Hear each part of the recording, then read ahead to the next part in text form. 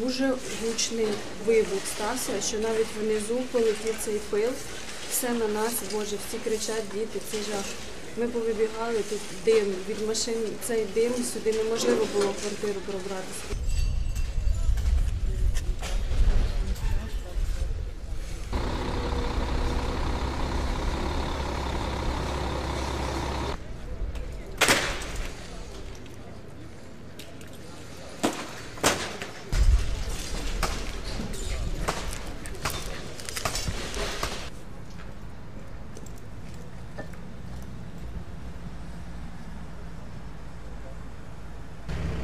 Ми були в квартирі всі разом, але потім, коли стався вибух, я взяла її на руки, а потім в паніці почалося задимання, то вона втекла.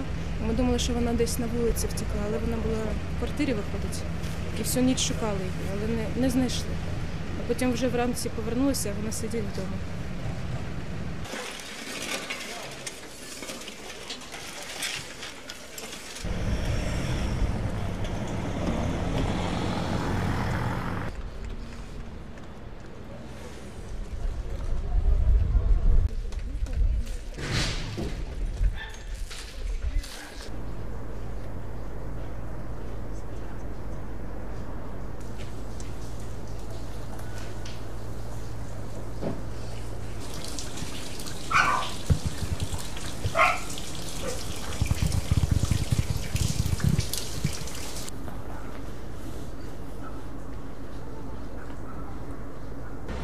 Что мы делали? Спрятали детей поглубже в доме, побежала к соседке. У меня соседка 90 лет не слышит, толком не ходит, дочка на работе. Внук на войне, но мы ей не говорили, что он на войне, потому что мы хотим, чтобы она еще чуть пожила.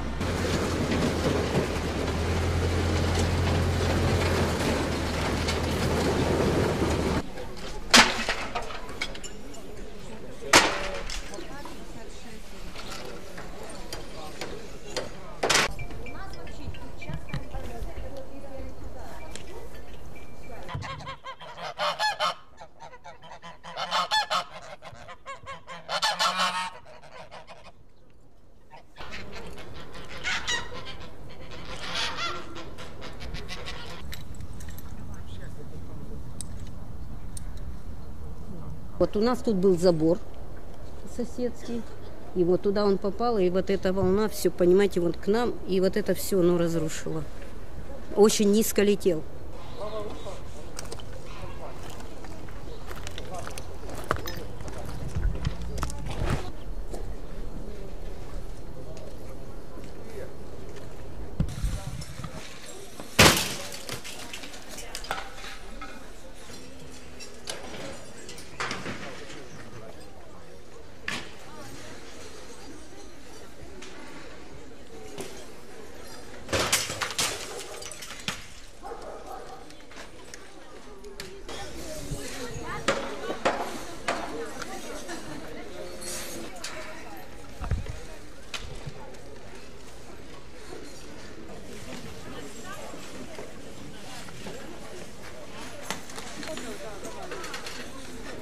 А ты была там, что ли? Да.